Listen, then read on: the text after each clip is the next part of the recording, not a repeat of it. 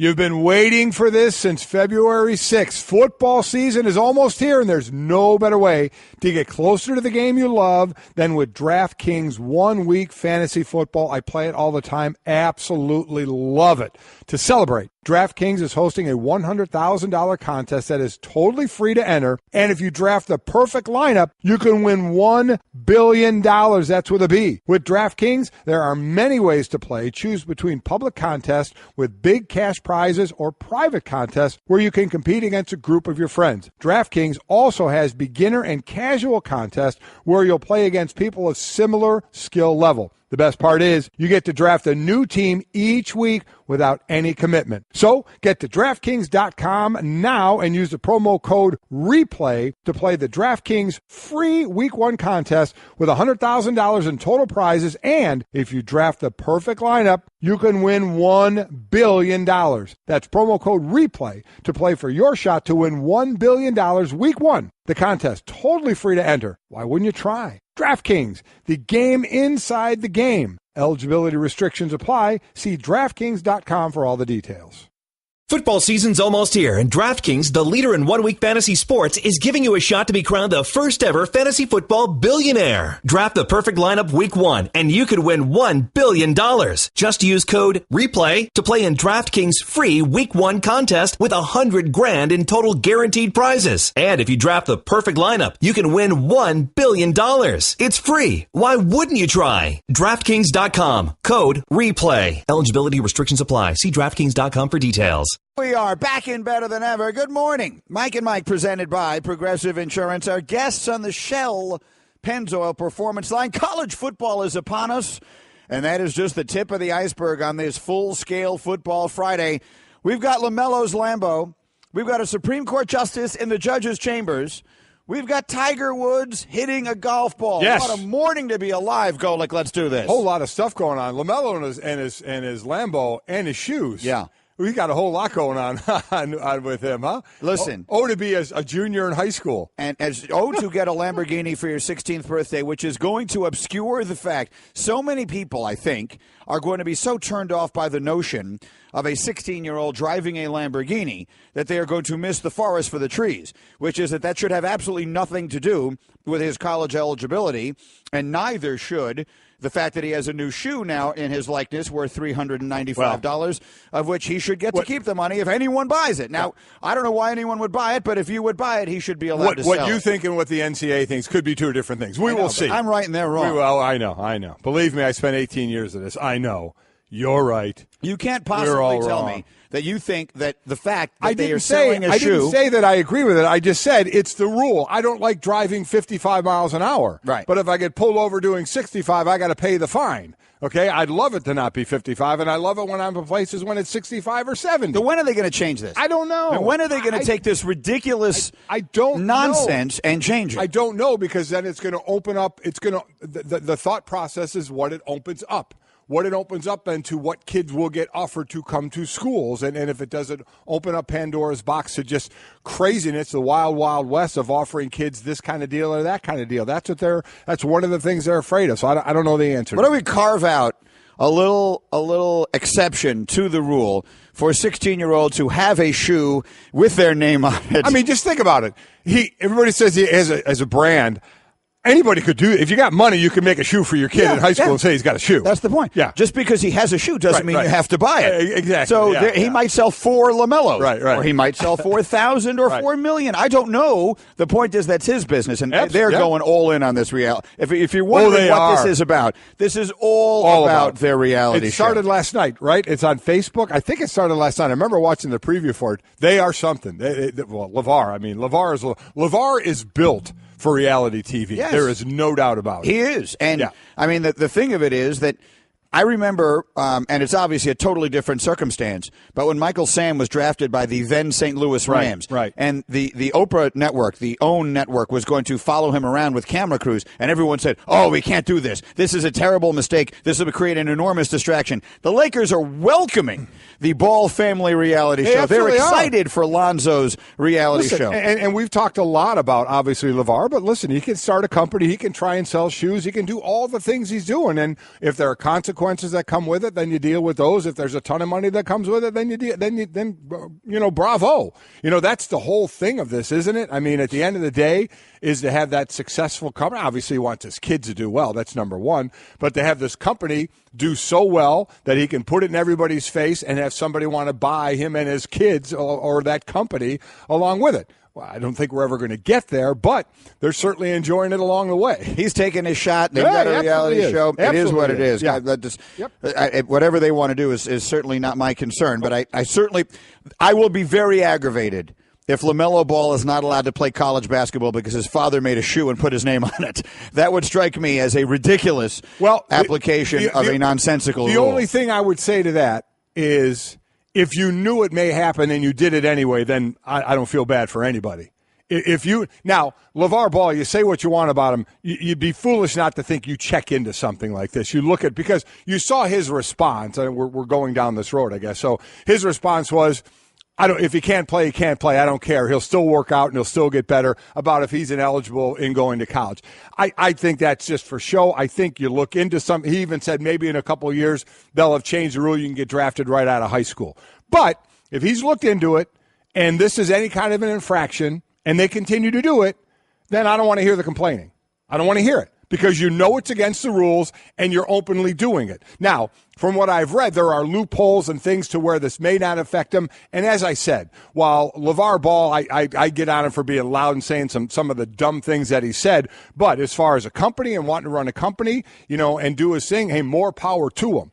And part of that is checking things out. So I would have to believe he would have looked into that to make sure, because I don't think he wants his kid ineligible. I wouldn't think so unless that's part of the keeping us in the headline plan. I don't know. I'm not in the guy's head, but that's what I'll say. I'm not feeling bad for anybody if that's against the rules and you do it anyway. Mike, what you do realize is that LaMelo's eligibility fight will be the primary plot line of season 2. There you go. Of the Ball Family reality show. We'll be following that thing daily, and they'll get Roger Cossack or someone like that representing him, and it'll be some TV-friendly lawyer representing him, and it'll all be good. All part of the plan. That's all of the nonsense of the day. Let's get to the real business of the day, which begins with you. We've got the tweet up. The Nuzzler has tweeted it. I retweeted it, and Golic will too.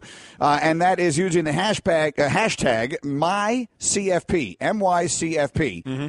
Tweet us the name of the 4 teams that you believe will be the last 4 standing in college football this year. And we have that program that enables us at the end to figure out which 4 were mentioned the most frequently. And as a consequence, by the end of today's show, we will have the Mike and Mike audience 4 teams for the CFP. I'll pick mine at 7 Eastern, so an hour from now you will too, and so will Mikey. Yep. Who will be here shortly. But for the morning, we'd like to hear from you. Hashtag MyCFP. Just name the 4 schools you believe will play in this year's college football playoff. Look forward to that. And certainly we hear of 4 teams that are picked over and over by. So we want to – it's tough to go off the reservation on all of them, but certainly I'd like to on a couple of them, go out there on a limb a little bit. Feels like everyone is going to have Ohio State and Alabama in there. Let's start off the top there because Ohio State at halftime last night in Bloomington all of a sudden didn't look like that was such a lock. They were down 1 at the half to Indiana, and then, Mike, the second half happened. Yeah, they were losing 14-13 at halftime. They outscored Indiana 36-7 in the second half. By the way, that even took a bit. With 5 minutes to go, Ohio State scored at 4:38 left in the third quarter to take the lead. They were losing 21-20 up to 4 minutes and 38 seconds left in the third quarter. But T.J. Barrett accounted for 4 touchdowns, 3 passing, 1 rushing. In the second half. He's 2 away from Drew Brees for the Big Ten record. Brees did it while he was at Purdue. So it's a team, a new offensive coordinator who happened to be the old head coach at Indiana, and Kevin Wilson, that took a little bit to get going, but they finally got going. They did it as well. How about this, Greeny? With a true freshman running back. Mike Weber was their top returning running back. He had a hammy.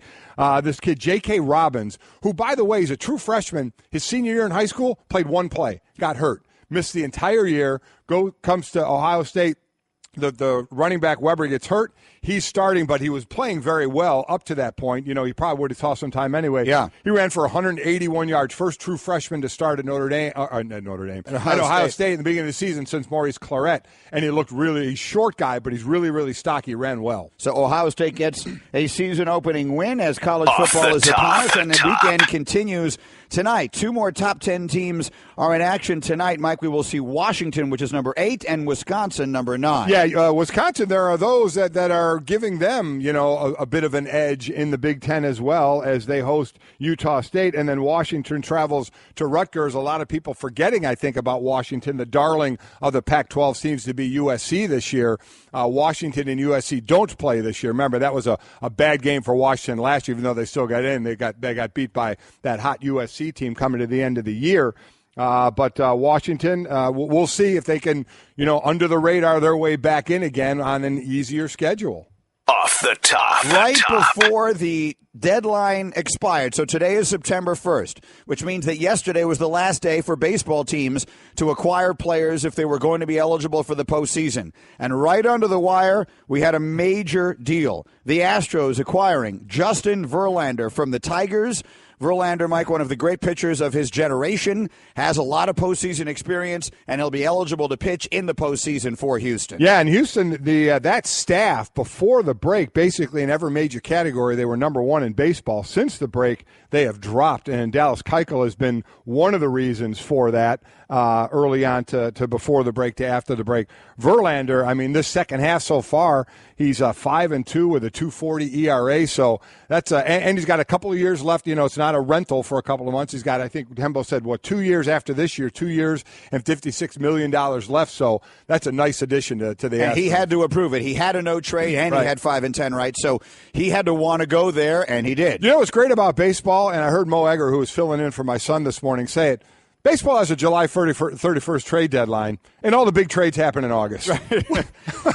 There's no more trades after July 31st, yet all the biggest trades happen in August. And I know to all be the clear, technical. yeah. I know you know, but for the audience that does it, they have to clear waivers. But doesn't it sound weird? It's ridiculous. Yeah. And it's a joke. It makes the whole thing look like a joke. Justin Verlander should not be changing teams to go to a contender with 3 weeks left in a 6-month season. I've always hated it. It makes no sense, and they should change Off it. the top. I'm changing everything today. Clayton Kershaw is coming back, Mike. The question is, will he be better than ever? Well, I mean, that is the question. He's going to come back. Alex Wood at some point will be back as well. They had a spate of guys go on the DL, but Kershaw, the biggest one there.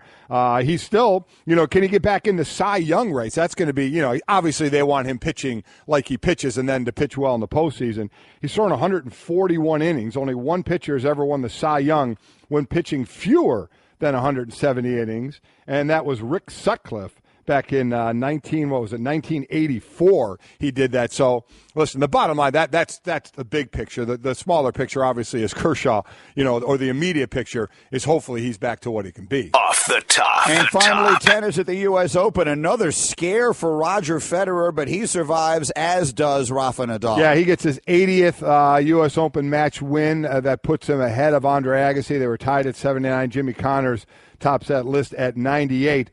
Both of Federer's wins, as you mentioned, has come in the 5th set.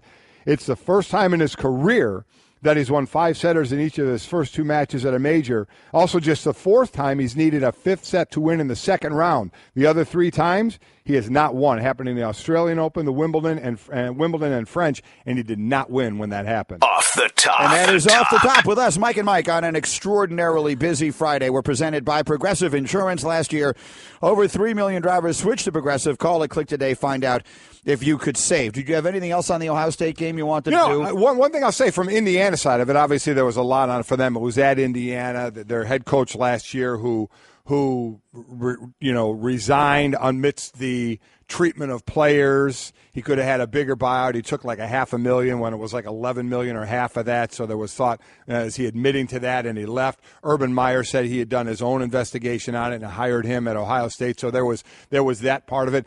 Indiana's been playing teams very, very tough. They really have, and what was very touching is they honored Lee Corso last night, who had coached at Indiana. I think one of the most memorable, and I forgot the year of it, they asked Lee, Lee talked about the amount of years he's been coaching, and they asked him his best moment. And he went into a game, into a play, and I'm sorry I can't remember it now, but it was a last pass play, a last touchdown. He went through the whole thing, and again, it's like one of those, my God, these coaches remember every single thing about a play. And when he finished it, he teared up, he started crying, and he said, and it was my son who caught the touchdown pass. I mean, it was one of those stories where you heard it, and he didn't say that till the end, and you just got chills, and he started crying. I was like, oh, my God. I mean, it was an incredible moment. Very cool for Lee being there last night. I do like the way Indiana plays. It took Ohio State a little bit to get going. It was interesting, the two they do it with on offense. J.T. Barrett, who I feel has been at Ohio State for about 14 years. Yeah. And then this kid, J.K. Robbins, who is a true freshman, getting the start last night and running very well. I mean, it's the history of J.T. Barrett there is so fascinating because you had Braxton Miller, and then who was going to be the Big Ten Player of the Year. Then he gets hurt, so Barrett comes in. He plays great. He breaks his leg. In comes Cardell Jones. He wins the national championship. Back they come. Yep. Jones wins the job. Then Barrett comes in, and he's obviously better. And now Barrett is going to break the record for most touchdowns accounted for in the history of the Big Ten Conference. So you're right. He has had a tumultuous tenure in Columbus. And it's worth reminding people, again, when you see these teams playing their first games, and this goes for Ohio State last night in a game they were expected to win easily at Indiana, and it goes for Alabama and Florida State and everybody else. College football, they don't play preseason games. So they're working out the kinks at the same time as they're playing these games. So to expect them to look perfect on August 31st is probably not realistic. Absolutely, yeah. And true freshman, and so take me a minute to get this. It's J.K. Dobbins, not Robbins. J.K. Dobbins, I got to make sure I get it. And let me tell you. The running back, The running back, he started again. And right away they're running. One of the first passes was a real wheel route to him up the sideline. I mean, it's like, okay, you're good enough to be on the field. We're going to use you. And the kid ran well, nice spin moves. He plays well, gets extra yards. Looks like he's going to be stopped behind the line and gets positive yards. So J.K. Dobbins, so good start for him. All right, let's hear again from you using the hashtag MyCFP, MYCFP. Just tweet the names of the 4 schools you think will be the last 4 standing in college football. We'll do it all morning long. We'll see which 4 are mentioned the most frequently, and those will be the Mike and Mike audience Final 4. Okay, we have a major story in the NFL. Boy. And a lot of this now is, here's the way these things work. These stories don't write themselves, right? People have a reason to deliver information to our exceptional reporters who accumulate it. So in this case, whether that's Adam Schefter or it's Jim Trotter, who are the 2 primary reporters that we have on this story of where the Zeke Elliott suspension hearing has gone. But it looks so bad from the outside that it's difficult to imagine. I would recommend you go to Jim Trotter's Twitter feed. I asked the guys to sort of try and put it together and sum it up for me in a way that's easier to read because it just comes in a series of tweets. So if you are on Twitter, go to Jim Trotter's Twitter feed, and it's all there for you to see. Let me read it to you first off from the Wire story because it's a little neater and easier to comprehend. The National Football League Players Association alleges that there was a league-orchestrated conspiracy by senior NFL executives to hide critical information which would completely exonerate Zeke Elliott. And that is the reason why they have filed a request for a temporary restraining order in Texas, calling for the courts to block any suspension of Elliott that is ultimately upheld by the arbitrator Harold Henderson. Now, the backdrop of all of this is we don't know what Henderson's decision is going to be. Right. We expect it to come sometime over the weekend. So if Henderson's decision leaves any games of suspension alive, whatever the word is, right, leaves any games suspended. Hard to think that it wouldn't. Well, we overwhelmingly think it will, except for all this information might suggest you would think otherwise. Either way, they're immediately going to court because, again, they say there was a league-orchestrated conspiracy by senior NFL executives to hide critical information. And basically, here's what it is. Kia Roberts is the NFL's director of investigations. She testified at this hearing. Again, she is running this investigation, running point on the investigation of Zeke Elliott for the NFL. She testified that she was the only NFL employee who interviewed the woman who accused Zeke Elliott of domestic violence during the investigation. And she testified that she would not have recommended any discipline for Zeke Elliott based on what she found. She further testified that she was not included in the part of the process where the committee that investigated the matter recommended discipline to NFL Commissioner Roger Goodell. The NFLPA says she concluded after reviewing all evidence that the accuser was not credible in her allegations of abuse. And the NFLPA says the withholding of this critical information from the disciplinary process was a momentous denial of the fundamental fairness required in every arbitration and, of course, does not satisfy federal labor law's minimal due process requirements. They also say that while Zeke Elliott himself did testify at the hearing, that the NFLPA wanted the accuser to. They wanted a chance to talk to her. And they did not get that opportunity. Mm-hmm. So, again, you're reading one version of the event. You're reading the NFLPA's side of the event, but right. These are in the documents. These are in the filings that they filed with the court in Texas. And look, just reading it on its face, if true, this is it changes my perspective on everything. I mean, listen, you have a committee, and you have a committee that does an investigation, and then the committee, as we said all along, the committee talks to Roger Goodell, and then basically Roger Goodell takes their recommendation, or he can do what he wants, right? He can listen to their recommendation, and he can say, okay, thank you, I'm going to do this. They could recommend 2. He could say, I want 6. They could recommend 6. He could say, I want 2. Or he could listen to their recommendation. I believe that's right. Yeah. I mean, at the end of the day, yes, I believe regardless of what they bring to him, he can do whatever he wants. He can do whatever he wants. Hard to imagine that he wouldn't take into serious account. I'm just throwing everything out there. Right. So, I mean, and I would imagine in this case there was disagreement among the people on the committee, right? Because somebody recommended 6 games, right? You would think. I mean, again, you would think. I don't want to assume, but if Kia Roberts didn't, as she said, I wouldn't have suspended him at all. Some of the others on that committee would have thought that there should have been a suspension, and then it's up to Roger Goodell to decide which way he wants to go. What looks bad, if in fact this is true, what looks horrible is you have the person that says, I'm the only one who talked to the accused, accuser, right? I'm sorry. I'm the only one who talked to the accuser. I didn't find her credible. I wouldn't have given a suspension at all.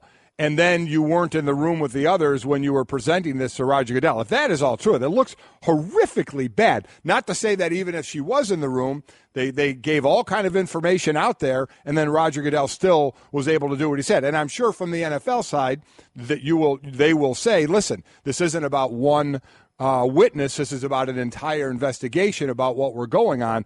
But from now, legally where this stands, we would find out. I'm not a lawyer. We need to find out if there is a actual law case here. But again, if you read that and that is true from a public relations standpoint, it looks horrible. Yeah. Well, we need to the bottom line of it is we need to get to the bottom of this. So we will make all of our phone calls and we will try and get whomever it is that we can on the show for you today. First off, for some legal expertise, to your point. Yeah. And second of all, anyone from the NFL or the NFLPA who wants to come on and comment on this morning is 100% welcome, because I think our audience, the football fans of America, would like to hear this. Because the bottom line of it is that the National Football League has 2 major issues. One of them is head injuries, and the other is domestic violence, which they have just not been able to get right. Right. And at the end of the day, this was the one where it looked like they had gotten tough on it in a way that a lot of people liked. But if it turns out that the only person who performed the most significant part of the investigation was deliberately kept from telling Goodell what she found, we may have ourselves a major problem here. So let's get to the bottom of it as best as we can. Home isn't just a place. It's a feeling that you're safe to enjoy the things that matter most. ADT lets you take that feeling with you, whether you're at home, your business, or online. We help keep you safe with security systems, home automation, alarms, and surveillance, so you can feel at home wherever you are. Go to ADT.com to get that feeling for less than $1 a day. ADT. Home. Safe home. First time skydiving? Sure is. Okay, you just open the door like this and you jump. Wait. Should we be like in tandem? Tandem? That's a great idea. Are you a certified instructor? No, but I love parachutes and I love people. Here we go. You wouldn't take chances with an uncertified skydiving instructor. Don't do it with your finances. Find a certified financial planner professional today at letsmakeaplan.org. CFP. Work with the highest standard. All right, Mike and Mike, and it's a staple of our Football Fridays that we will have a little Mike Cubed going here as Mike Golic Jr. has joined us in our studio. And this week, I feel like we should begin with an apology to you because I feel you were strong-armed into doing this, to be honest with you. We were having a conversation after the show yesterday, and for those who have not heard it, Mike Golic Jr. is this week filling in for Bomani Jones.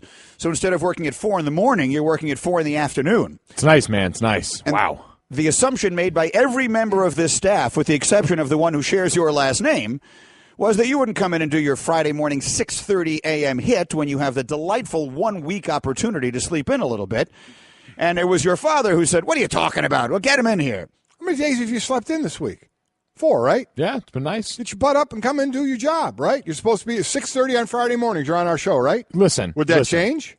No. Okay. Because I honor my commitments. Right. I know during football season, those get upped, and I welcome that. I enjoy right. that. I enjoy being a valued part of our football coverage, college and pro here. Check out the Nickel Package NFL podcast. I'm doing Friday's version. It drops today. That heat.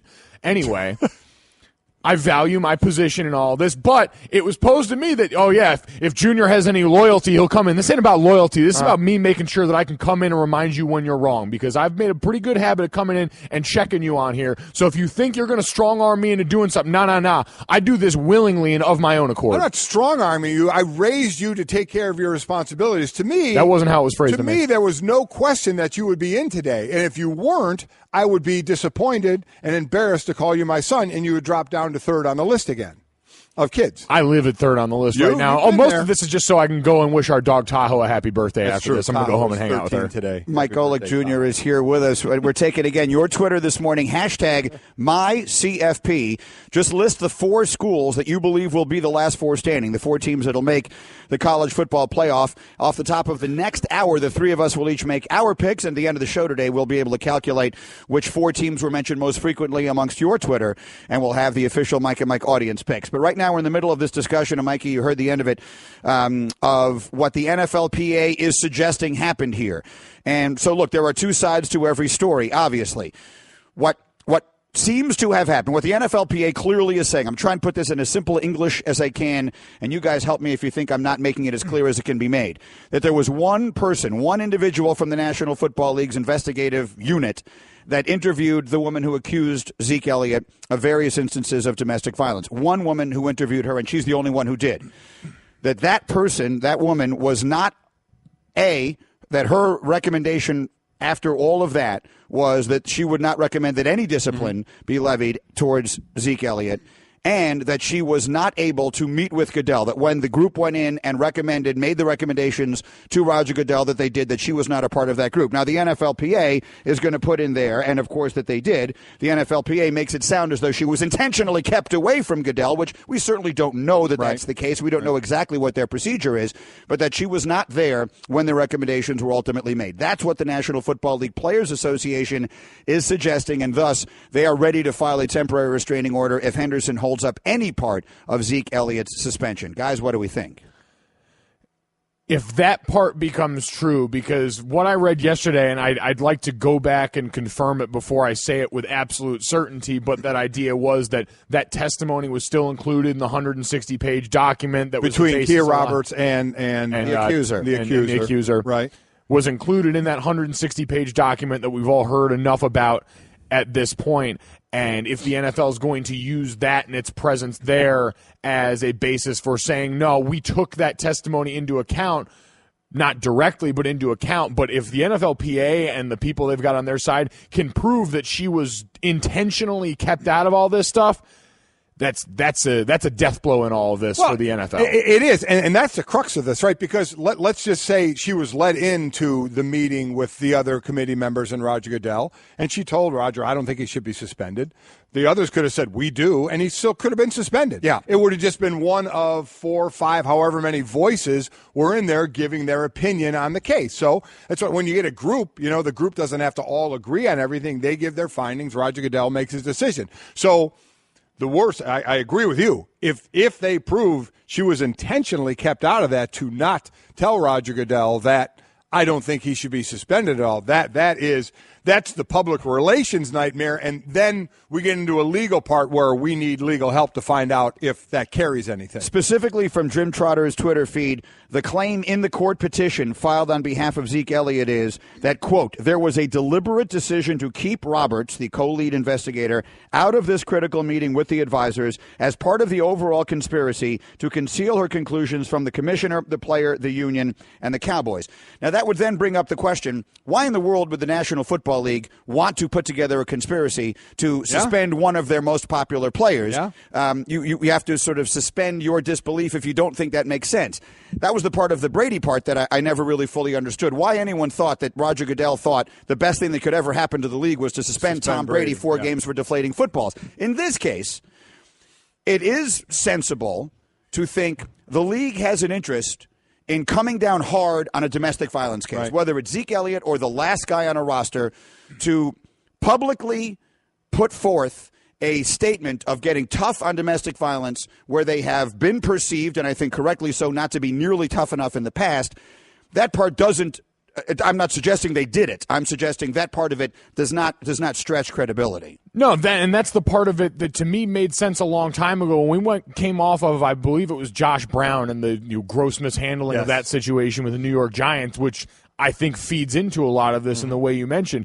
I said the NFL from this point on needs to err on the side of being borderline unfair to the players involved in the process, in an effort to show, all right, we're going to come out and deliver on the promise that we very loudly made to people and said, we're going to give you 6 games with room for more or less, 6 games with fine print room for more or less. Yeah. But when you bang on the table and yell 6, you got to deliver 6. Here's the problem. I totally agree with you. I'm just saying that was probably their thought, or at least the thought process that I immediately came to, which just said, if you're a league that's so built on PR and a lot of bad PR right now, the best way to spin it is to find a place and say, you know what, come hell or high water, we're at least going to hammer this out of the gate. And look, that goes all the way back, Mike, to when the Ray Rice thing first happened, and you and I said they should have just suspended him for a year. I'll give you credit for that. You said throw him out for a year and let him fight it. And to quickly to Mike's point of 6 games, that's what I talked about the other day.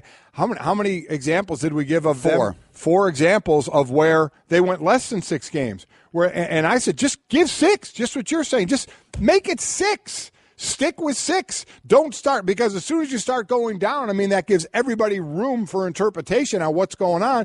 Just make it 6, and then too many times they went less than 6. Well, and that's what snowballed this whole situation, and why I think the PA side and really the court of public opinion in a place that's a very tricky spot to have a strong opinion one way or the other on this, because it's an issue of domestic violence. It's an issue that's so big and so pervasive in general in society. But when you look at it, the NFL's been so inconsistent in the way they've enforced that, or consistently under what we've expected, that now when you try to enforce it to the level you do, it looks like you're treating a certain player unfairly. With Josh Brown as the most recent example, it looks like it's a black and white issue with your treatment of Zeke Elliott. All of these things compounded. Yeah, the problem that you have, in my opinion, because, Mikey, I agree with you. Throw the book at everybody, go the maximum on everybody, and let them fight it. And if they wind up fighting it successfully, so be it. The problem is that when they fight it, they're fighting it right back to you. If there was a true impartial mediator in all of this, then I think that would be a better system, because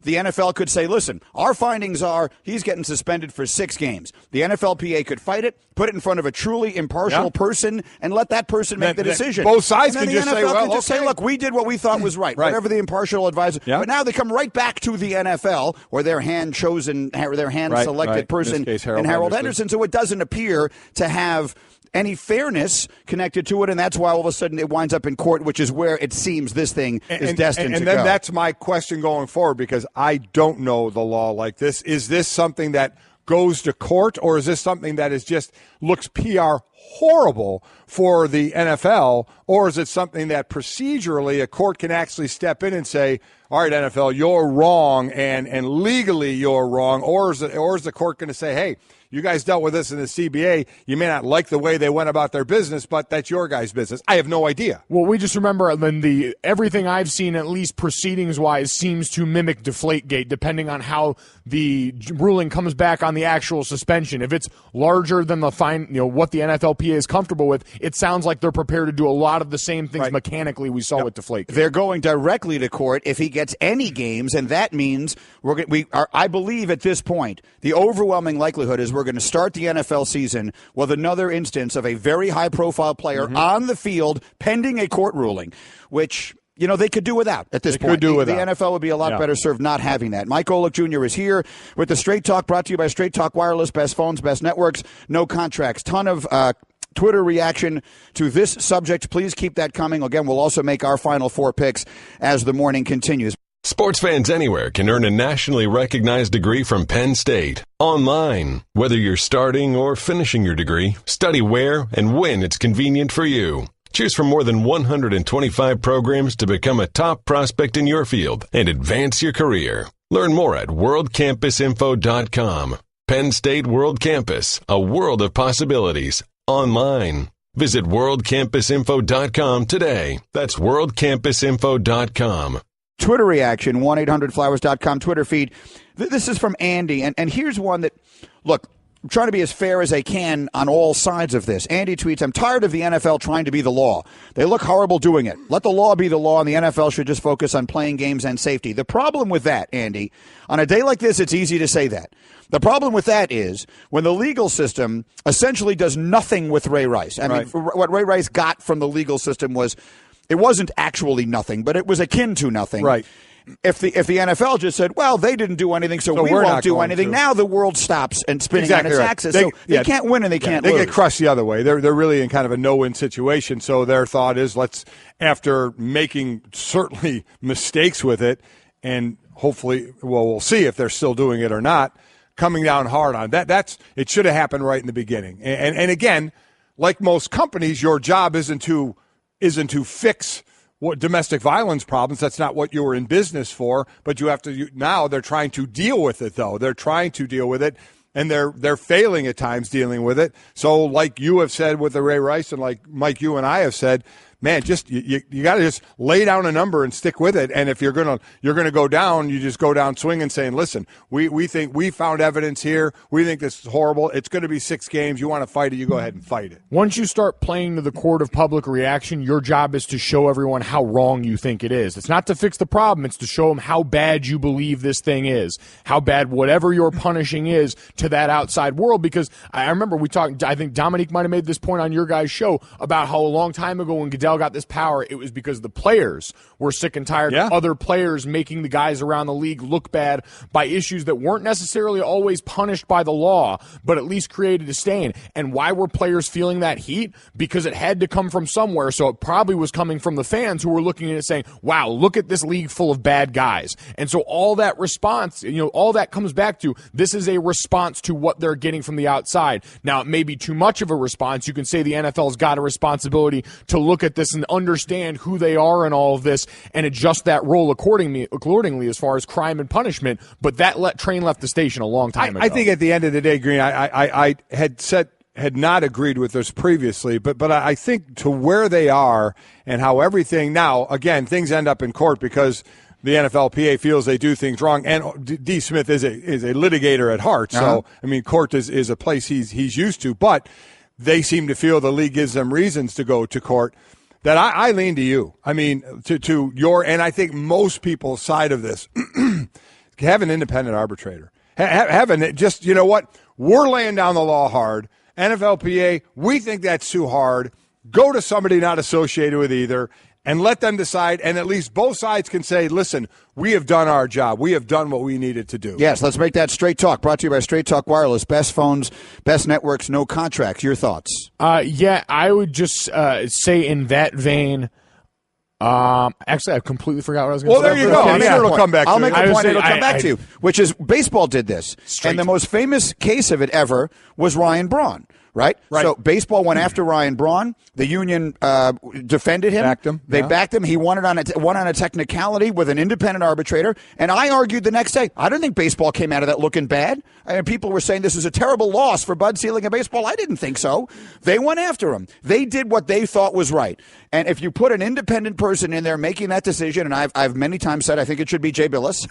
Let Jay Billis do it because he knows sports and he knows law and he's a fair person. Let him be in there. Let him decide who's right and who's wrong, and you avoid all of the PR nightmare that comes from this. I actually thank you for booing me now there. I remembered it when it comes to that idea of an independent arbitrator, because that was power that people always talk about. The players gave Goodell. And generally in this give-and-take relationship with the players in the league, you're not inclined to give back something that the other side willingly gives to you. But in this case, is it becoming detrimental enough to the NFL's cause to when it comes up in the next CBO negotiation or sooner, they say, you know what, this has stopped benefiting us. Us having this power is starting to work against us. I don't think so, and here's why.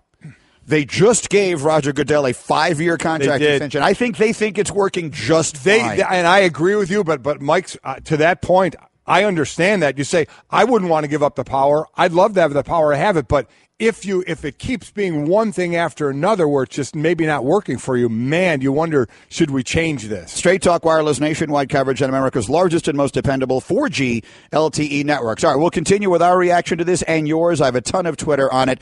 And coming up next, #MyCFP, we will pick the 4 teams we think will play for college football's championship this year. Just getting started on a Football Friday. First time skydiving? Sure is. Okay, you just open the door like this and you jump. Oh, wait. Should we be like in tandem? Tandem? That's a great idea. Are you a certified instructor? No, but I love parachutes and I love people. Here we go. You wouldn't take chances with an uncertified skydiving instructor. Don't do it with your finances. Find a certified financial planner professional today at letsmakeaplan.org. CFP. Work with the highest standard. You've been waiting for this since February 6th. Football season is almost here, and there's no better way to get closer to the game you love than with DraftKings 1-week fantasy football. I play it all the time. Absolutely love it. To celebrate, DraftKings is hosting a $100,000 contest that is totally free to enter. And if you draft the perfect lineup, you can win $1 billion. That's with a B. With DraftKings, there are many ways to play. Choose between public contests with big cash prizes or private contests where you can compete against a group of your friends. DraftKings also has beginner and casual contests where you'll play against people of similar skill level. The best part is you get to draft a new team each week without any commitment. So get to DraftKings.com now and use the promo code REPLAY to play the DraftKings free Week 1 contest with $100,000 in total prizes. And if you draft the perfect lineup, you can win $1 billion. That's promo code REPLAY to play for your shot to win $1 billion Week 1. The contest totally free to enter. Why wouldn't you try? DraftKings, the game inside the game. Eligibility restrictions apply. See DraftKings.com for all the details. Football season's almost here, and DraftKings, the leader in one-week fantasy sports, is giving you a shot to be crowned the first-ever fantasy football billionaire. Draft the perfect lineup Week 1, and you could win $1 billion. Just use code REPLAY to play in DraftKings' free Week 1 contest with $100,000 in total guaranteed prizes. And if you draft the perfect lineup, you can win $1 billion. It's free. Why wouldn't you try? DraftKings.com. Code REPLAY. Eligibility restrictions apply. See DraftKings.com for details. It's a Football Friday. Put the word in the street, people. That's what Joaquin used to say. Put the word in the street, that? people? That was the old open that we used to do on a Football Friday. Put the word in the street, people. It's a Football Friday with Mike and Mike. Mike Golic Jr. is here. We're taking your Twitter using the hashtag MyCFP. Just name the 4 schools you think will be the last 4 standing for college football's national championship. And we have a program that at the end of the morning we'll be able to calculate which 4 were mentioned the most frequently, and those will be your picks. We're going to make our picks, and then we'll continue with our discussion of what's going on, the latest battle between the NFL Players Association and the NFL. Now it's over Ezekiel Elliott, and it's over the process by which he was suspended 6 games, and we'll see now that the appeal has been done. The NFLPA, if you haven't seen the latest story, stands ready to go to court the moment the decision comes back this weekend, assuming the decision is not to vacate all 6 games of the suspension. But we are ready with our picks of the final 4 teams in college football. And Golic Sr., I will allow you to go first. You want all 4? Give me all 4. Why not? All 4. Well, I mean, I'm going to go with a couple of chalk ones that everybody is. I'm going to go with Alabama and Ohio State. Is anyone not going with Alabama? I tried so hard not with Alabama, to go with Alabama and Ohio State. I've heard a few people going Wisconsin, going Penn State out of the Big Ten, but I don't know of anybody else not picking Alabama.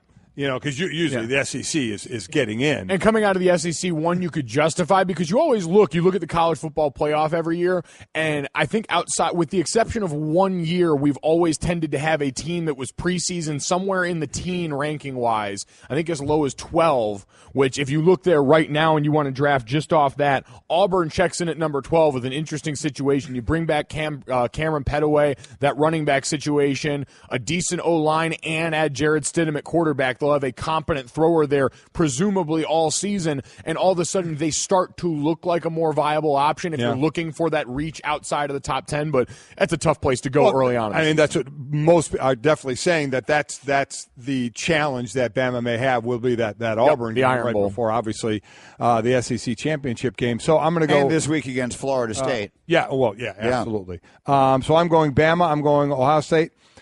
I am going USC as well. To me, it's going to be between USC does play Stanford. They play Texas again, but they play Stanford. They don't play Washington. So I think it's going to be USC and most likely Washington playing in the Pac-12 championship game. So I think it's going to come down to that. I like, Washington, I was riding them last year saying I like what I'm seeing out of them. You get your quarterback back. You're going to have some explosive offensive plays. By the end of the year, you had your leading sacker hurt. You had your leading tackler hurt on defense. But I like USC more. So I think they end up matching up in the Pac-12 championship. I think USC gets them, so I put USC in. My fourth one, and I'm leaving what many consider, if not the best, the second best conference out. People think the ACC is right there. I'm leaving the ACC out of this. I think Florida State loses this game, but I think they still have a pretty good season and knock off other teams, but I think they all knock one another off. I'm going out of the Big 12. They have a conference championship game this year, so we get that extra game. And I'm going to Oklahoma State. I'm not going to Oklahoma. They play Oklahoma. They play one another at Oklahoma State this year. And so I'm going to lean to Oklahoma State. I want to get one kind of outlier in this thing. New coach, obviously a coach who's been there, and Lincoln Riley, youngster, but taken over that program in Oklahoma. I still think they're going to be a good program. But, Mason Rudolph, for Oklahoma State, we saw them in action last night. All those offensive weapons still back for them again. And you just know that conference. They score a ton of points, and everybody gives up a ton of points as well. That's going to be kind of my outlier. I'm going to say the Big 12, Oklahoma State. It's my fourth team in, so I have the ACC out completely. So I have Alabama, Ohio State, USC, Oklahoma State as my final four. Mike Golic Jr. I'd go Alabama as well. I'd concede that one. I don't think it's an overreaction, but I wasn't as confident on Ohio State going into the season as a lot of people. I'm leaving them out of this. I think especially if they're a little down this year, the Big Ten gets infinitely more competitive in a season where Michigan's looking to replace a lot. I know you're very high on Northwestern, but they can factor into this to some extent. How about this? In the history of the Big Ten, there's been 4 coaches to go their first 2 seasons with 10-win seasons back-to-back, and 3 of them are the current Big Ten coaches. Urban Meyer, Jim Harbaugh, and Wisconsin's head coach. Why am I blanking on his name right now? Paul Chryst. Paul Chryst. Yeah. The 3 of those coaches are 3 of the 4 coaches in the history of the Big Ten to open their careers at those schools with back-to-back 10-win seasons. So this is a hyper-competitive conference that I think might cannibalize a little bit this year. I'm waffling. I'm going to go USC right now just because I remember what they did to Washington in their defense last year. I remember how that looked and felt.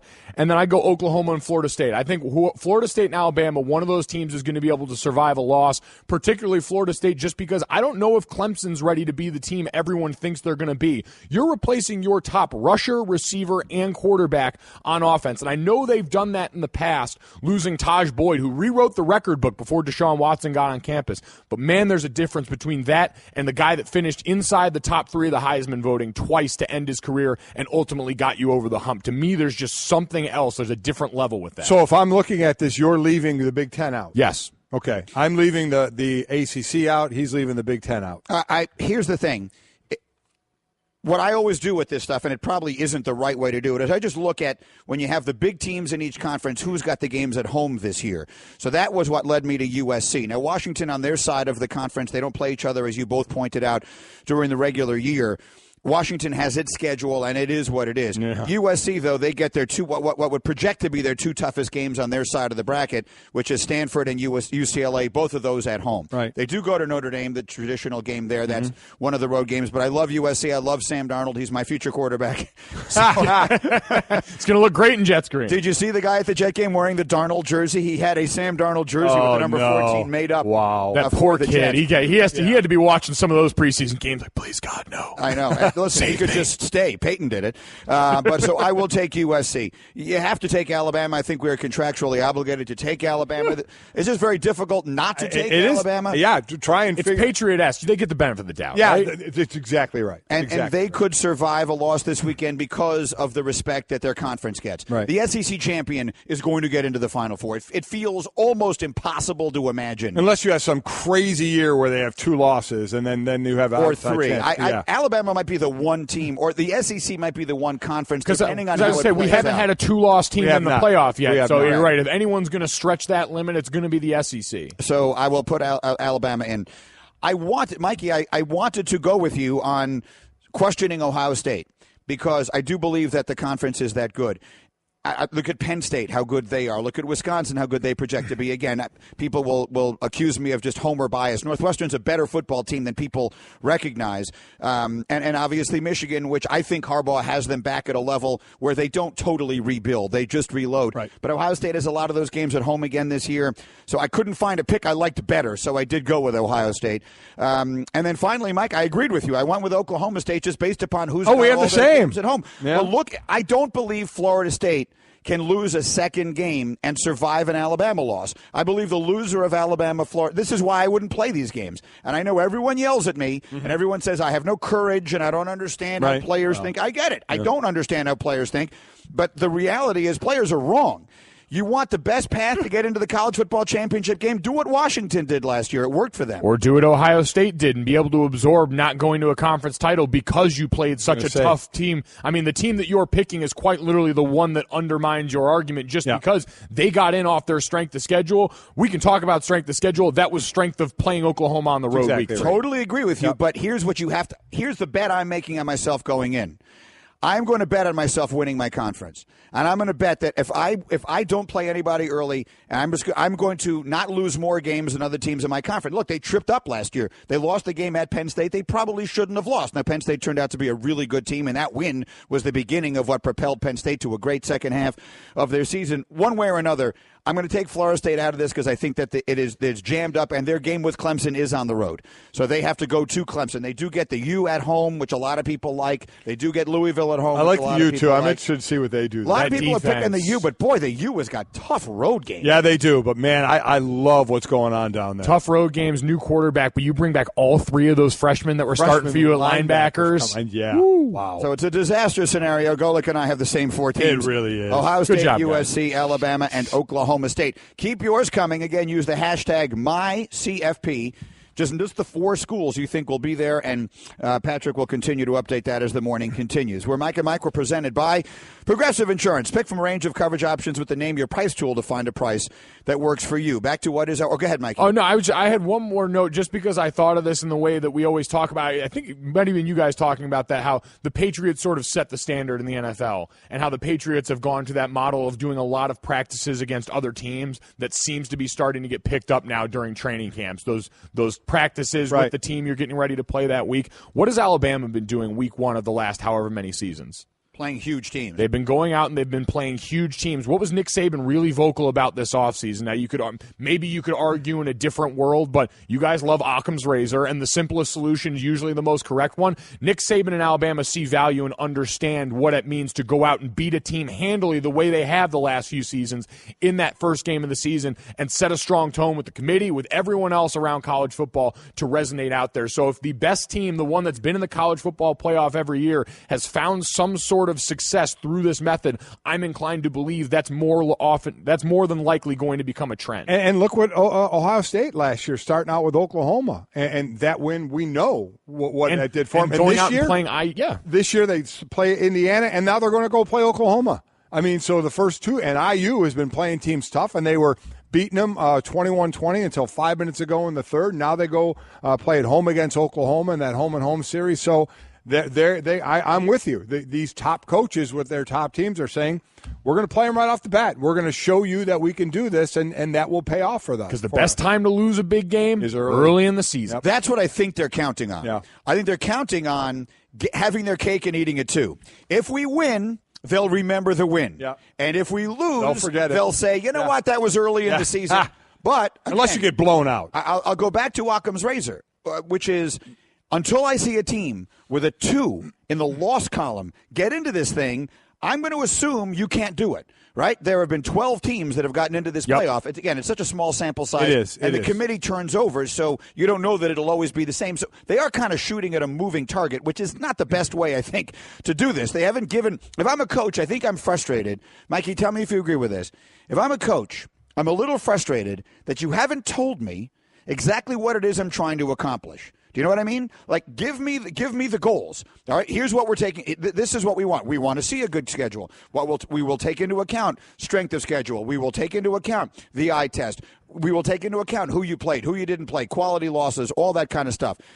But when everyone is kind of making up their own mind willy-nilly based upon what they want to do, I think it's easy if I'm a coach to say, I don't really know exactly what they're asking of me here. I don't know that that's a perfect system. Well, it's not going to be a perfect system. You invited humans into the room to make it an imperfect system because that's what everyone claimed to want. Now, you can say that was fans claiming they wanted that and not coaches, but you kind of lose the ability to complain about that. And it's not like you're not given. We all know the criteria and what the committee's looking at, but interpretation is tough. You wanted a more human committee, so you could say last year, yeah, Penn State won the Big Ten, but no one really thought that they were better than Ohio State, right? Like, that was a close enough game. People would have argued that Ohio State more than likely the best team coming out of the Big Ten last year. You could even make an argument in the Michigan because they outplayed Ohio State in that game, however you want to play that. And so the committee looked at that in conjunction with what Ohio State did schedule-wise and all these things and factored it in accordingly. Like, it's not a simple enough process the way they come to those 25 teams and that ranking system to say you've gone out and doctored it because of some sort of weird arbitrary way of making decisions. Well, you went to Dallas last year with a group of analysts to go through what they go through, what that group goes through. Did they give you hard, fast lines on what they're looking for when you were going through that process? They gave you criteria that they wanted to judge on. One of it said that, it talked about the importance of a conference championship. They talked about, if a non-conference champion is going to supersede one of the teams that is a conference champion, there has to be a clearly identifiable way of saying, all right, this team is better. There's got to be some other way of doing it. And just knowing, like, you pick the teams in groups of 3 and 4 on down the list, and you go back through and there's votes and revotes. Like, these are painstakingly deliberated over decisions. Now, there's a human element to that room that you cannot deny, and so that's going to factor into this. But again, that's one that you invited into the bedroom, so you can't get mad now that it's laying there looking at you. All right, we're Mike and Mike. It's a funny way of putting that.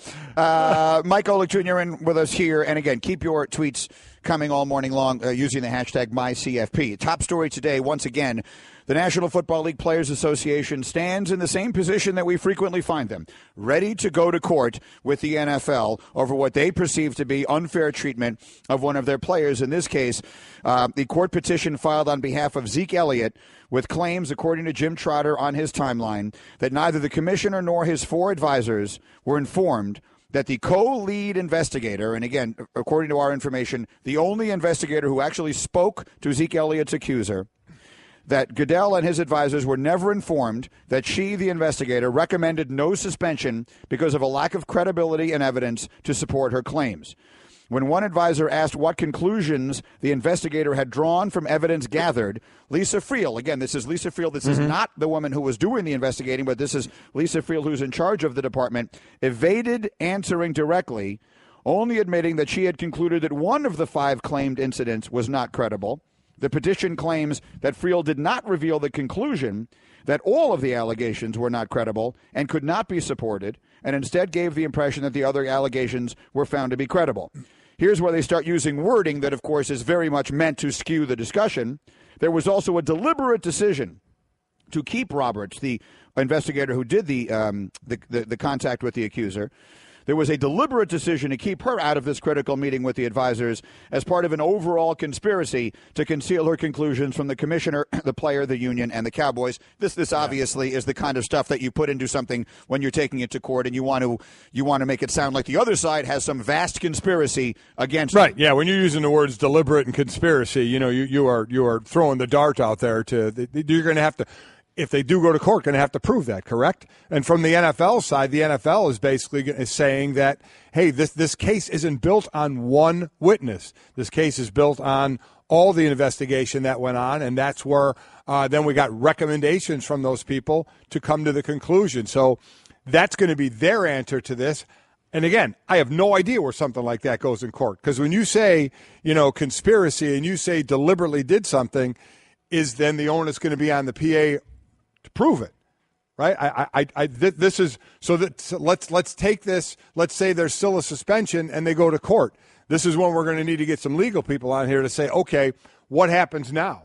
You don't like the way it went. You think something procedurally went wrong that we can get them on legally. Then do you have to prove it? What do you have to show to prove it? It's going to get really, really interesting. A place that I'm sure the NFL wants no business going, given what it's been the last few years. Here's the problem that the NFL has, and that is the inconsistency in the way they have applied this policy. So Mikey, I think, said it exactly right earlier. The one number we all associate with the NFL's domestic violence policy is the number 6. Right. As you said, in little tiny fine print, which you, Mike Golic Sr., said yesterday you think they should get rid of, and frankly, I agree. I understand why you leave yourself some room, I would think, to err on the side of more, like in a case where you want to throw the guy out. Six and it can only go up. Yeah, you left room for nuance, though. Yeah. They left room for nuance, and they've used nuance. Yep. Because here's what we have had in the past. We've had 4 other instances, at least 4, since the policy was put in place. The new policy, yes. Where they have ruled differently. Josh Brown, famously last year, arrested on misdemeanor domestic violence charges, suspended 1 game. Quincy Enunwa, arrested and charged with simple assault, suspended 4 games. Jonathan Dwyer, arrested at the team facility for headbutting his wife, suspended 3 games. Junior Golic, arrested and charged with misdemeanor simple battery domestic violence, and suspended 2 games. All of these since the policy was enacted in 2014. So the number 6 has not been one they have stuck to religiously. No. So what I assumed was that Zeke Elliott's side of this was going to say they haven't stuck to 6 in the past. Why are you doing 6 there here? There were all kinds of questions that surround the credibility of the accuser here. How did we arrive at 6 here? It now sounds as though they're throwing the procedure directly into the middle of all of this. So now you're hiding stuff from us, not letting us talk to people we want to talk to. So that gets to the procedural part of this where, in my opinion, just 6. Just stick with 6. And that nuance that you were looking for, if you flip the timeline pyramid of all this on its head and you redistribute where you punish differently, the NFL could have had room for nuance in this case because there are so many things we don't know. Right. And that's what's tough about all of this on the outside, because look at all those other cases. Go back to Ray Rice. Video. Very easy for people, especially all of us on the outside, to look at this and say, bad. Give it the most you can give it. Right. Greg Hardy, we had that grisly painting of a scene where she's thrown onto a bed of guns, and we see the pictures, and we see the bruises. We see all these things. Even Junior Golic, that came from a video that we all saw of him on a beach with a belt, supposedly. That was what we were given to believe. All of those instances where you've got evidence enough that you can show the public and say, man, we're going to punish this as harshly as we can,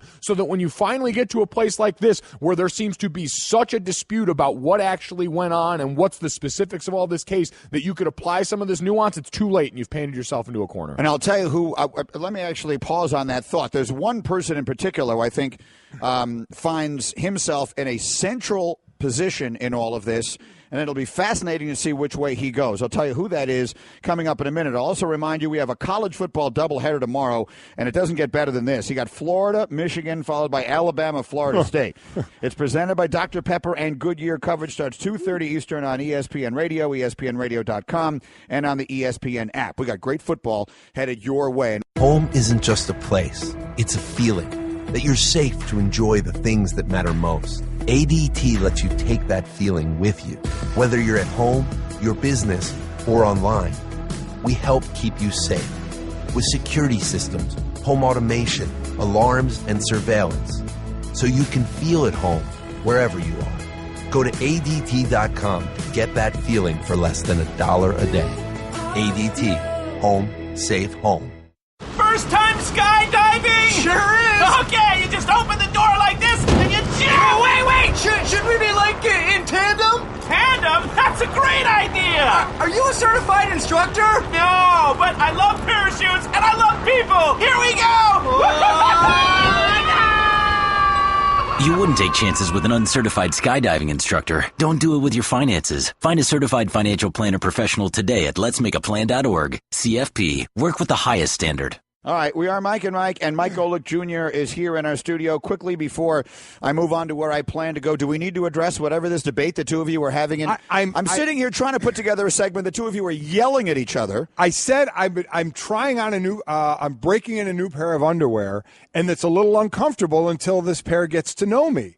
And Mike was adamant in saying he has underwear that doesn't need a breaking in period, and I'm making a mistake by having the underwear I have, and I should get the underwear that he has. I'm just trying to help you, man. The more troubling thing to me, because underwear preferences to each their own, but I believe that in the pair that I've found and made my staple, I've found Nirvana. Like, I have found underwear. There's no getting to know you phase. You slip right into this. It's like your old friends. You go way back, you strong dap on the way in, and we're good to go. Okay. But the thing that troubled me is you're a grown adult man, make a pretty comfortable living, and you were talking about the idea of using your briefs, whatever we want to call them. Right. They're tight enough as using them as workout. They can double up as underwear, and I can use them to work out. No, I want to know if this is a thing that people do. Like, tweet me. I need to know if that's a common practice, because it cannot be. Do you, Greeny? Do you have your own separate I have compression shorts? Yeah. Yes, I do. So even Bickler's got compression shorts. He let us know. Yeah. Bickler jumped into the conversation. I wanted to crack him. So you're saying I should have compression shorts just for work? But the underwear that I have, the ones that are broken in, fit nicely. Let me ask you a question. Yeah. Do your jeans fit nicely? Yeah. Do you work out in those? No. Why? Because you have separate workout clothes that are designed for working out in. But when I work out in these underwear / workout underwear, it's fine. But I'm breaking into new. You know what the problem is? The problem is that I brought this up in the first place. I take responsibility. What size are yours, by the way? You want to switch? No, we're not doing that again. We're not doing that again. Let me just say, as we move on, the problem to me is, like, when I bought these, you can't try on underwear. You know what I mean? You just got to buy and live with it. And then if you made the mistake, you just got to go get a different pair. You can't, I'm going to go try these on. Oh, no, you're not. You know what I mean? Thoughts from Mike Golic. Yeah. The problem is you can't try on underwear. All right, that's my fault for bringing this up, particularly in the middle of what is a pretty serious topic. Mike and Mike presented by Progressive Insurance. Our guest this morning on the Shell Pennzoil Performance Line. Through all of this now, with the latest with Ezekiel Elliott and the NFLPA standing ready to go to court, essentially the moment Harold Henderson returns with a verdict that does anything but vacate all 6 games of the suspension. The person who I think winds up in I'm going to use the phrase trick bag here. I don't know exactly how this factors in. But Jerry Jones, who is an owner and thus falls on the owner's side of the ledger in this. If you have Roger Goodell against DeMaurice Smith in this thing, then Jerry Jones theoretically is standing behind Roger. Just recently, just within this past week, said that there is no evidence in this case. In his lengthy comments on the Zeke Elliott matter, in which he brought up the fact that he, Jerry Jones, understands and abhors domestic violence, and for 10 years he was the head of battered women in Arkansas. I'm just reading his quote, and raised more money and been in more safe houses than a lot of people and knows it's a serious problem. On the other hand, we have all kinds of issues. This is a complicated issue, direct quote, because you have no evidence here. Jerry Jones, owner, said, you have no evidence here. The union is arguing that the evidence, which was accumulated by this investigator, was not presented directly and was purposely kept away from Goodell and the decision makers here. And you have an owner himself on the record, quote, you have no evidence here. Now, I don't know how that factors into this equation. Because he's backed off from that. It has to go there somewhere. Right, he's backed off. What exactly did he say that backed off? Well, I've heard him since say it's a complicated matter. I don't want to get... That was within the same quote. That was within the same setting where he said that, and then he probably realized... Yeah, I better... Yeah. I've aligned myself pretty strongly. Let me just read you the quote I have. Yeah. This is the quote I have.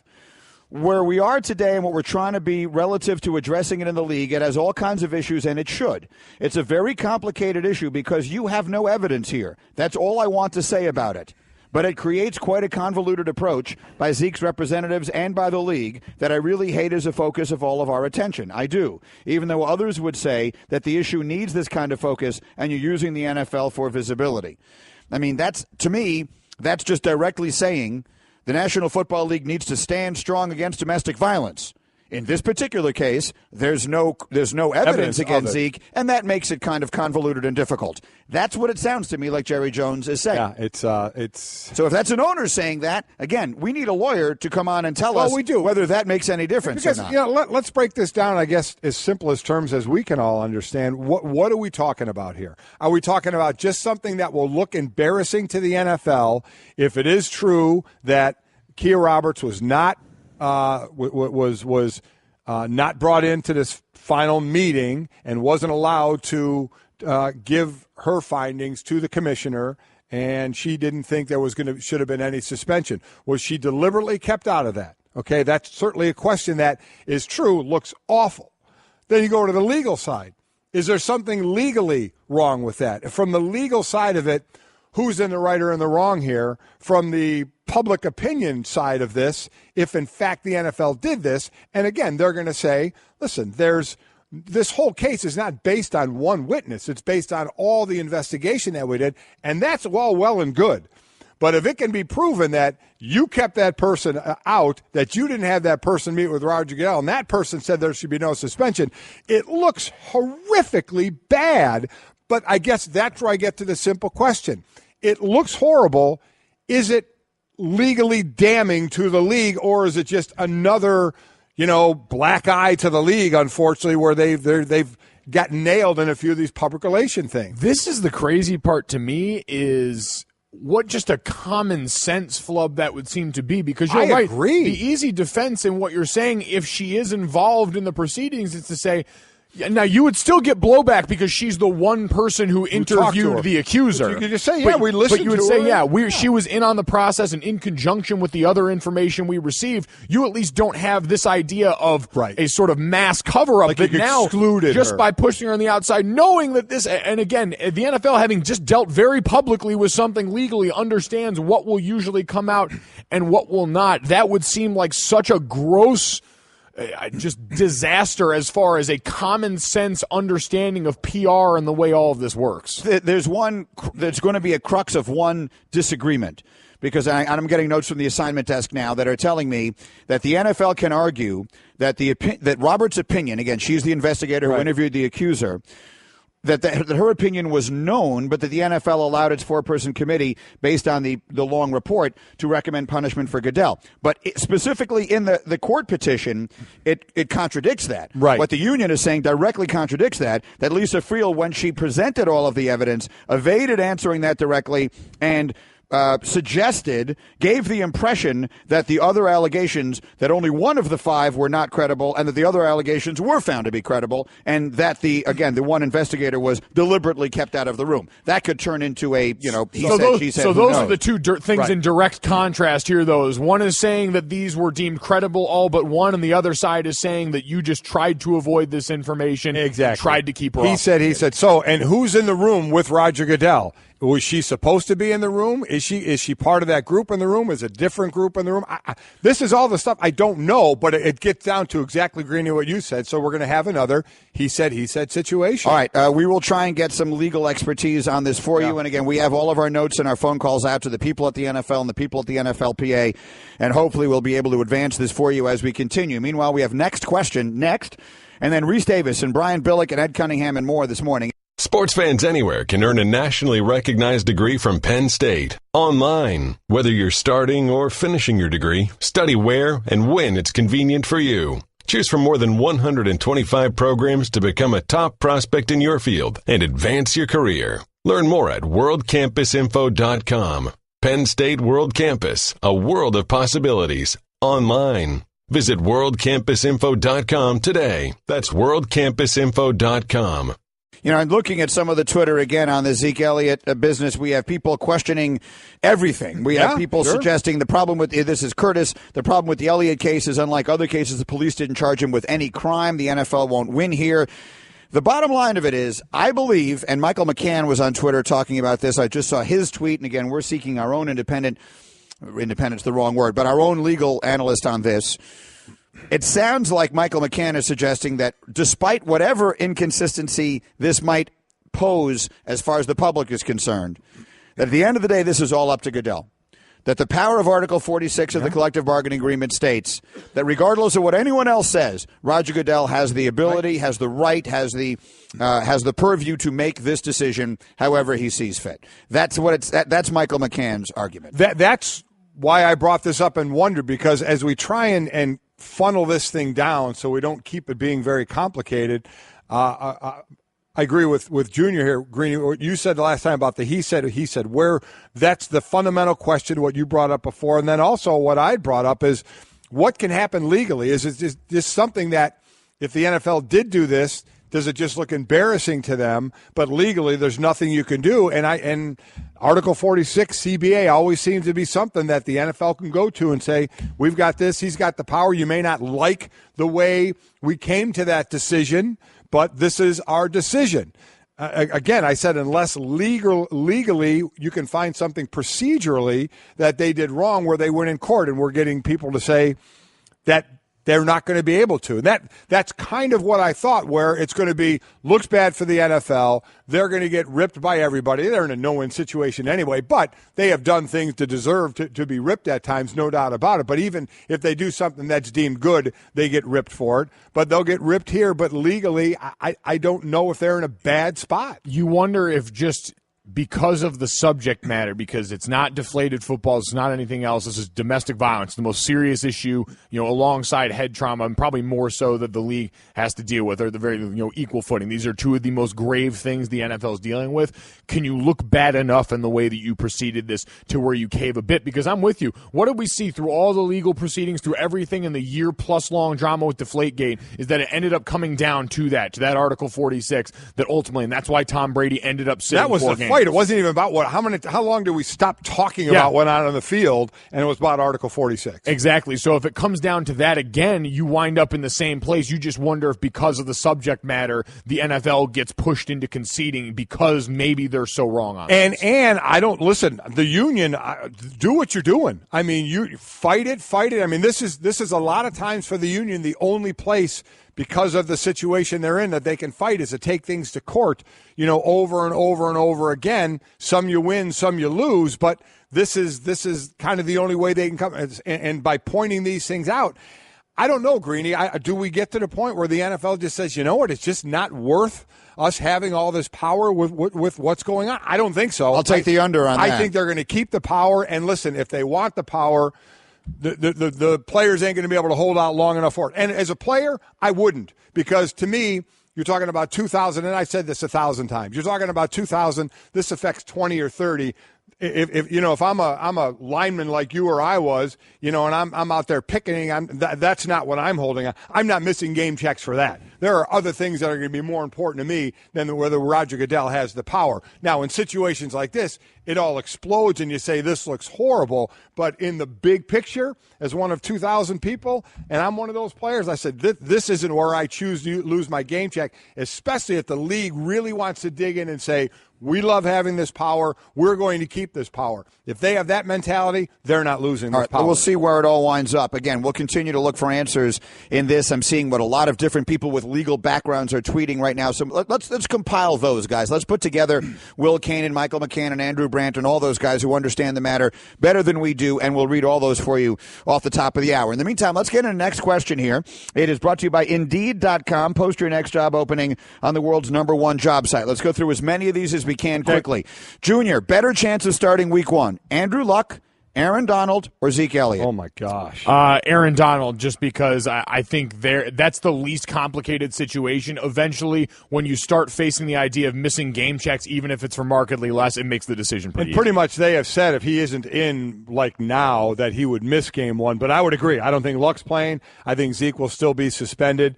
So I'd say Errol Donald, but if you ask me, none of them are playing. I think Zeke is going to play week 1. I think the Players Association is going to take this to court. They're going to get a temporary restraining order, and he's going to be eligible pending the outcome of this thing, and we're going to go into another season with this uncertainty. Next question.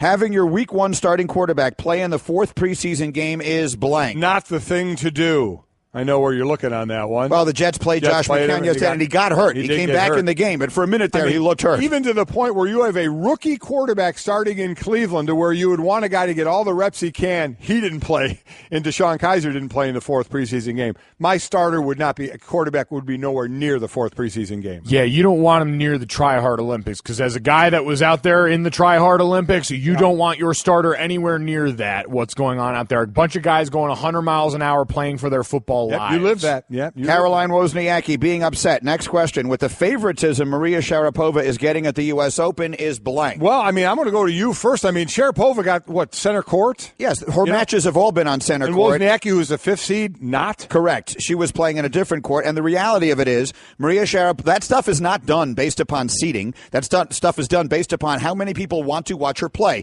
The Stadium Arthur Ashe holds, I don't know exactly, 20,000 people. The side courts hold far fewer. The reality is more people want to go see Maria Sharapova. They do. Whether Wozniacki likes it or not. Right. And I get what she's saying. More people want to see Sharapova play. I get it, too, and that's the only question you have to ask. Why are they putting it there, and who do they want to see? One more, Mikey. True or false? Alabama would have won the title last year if Lane Kiffin was their offensive coordinator in the final game. I'll say false. I don't think it makes enough difference at that point in the season. All you've got is in place. If you want to say Lane Kiffin's play calling is that valuable, I don't think it stops what happened with false. Clemson. No way I'm disrespecting Clemson in that case to say they didn't deserve to do what they did to win that game. So, no, that's false. Would Lane Kiffin have made a stop on the final drive defensively? Yeah, probably. Would he have figured out the goal line pick play? Yeah. They scored plenty of points in that game. Mike Golic Jr. again today doing Bomani's show, right? So 4 o'clock Eastern, coast to coast here on ESPN Radio. Looking forward to it. Give me some outstanding job. Reese Davis on the way, Brian Billick, Ed Cunningham, Joey Galloway, and more. Plus, we're looking for legal perspective on the Zeke Elliott mess. Stay with us, Mike and Mike. First time skydiving? Sure is. Okay, you just open the door like this and you jump. Wait. Should we be like in tandem? Tandem? That's a great idea. Are you a certified instructor? No, but I love parachutes and I love people. Here we go. You wouldn't take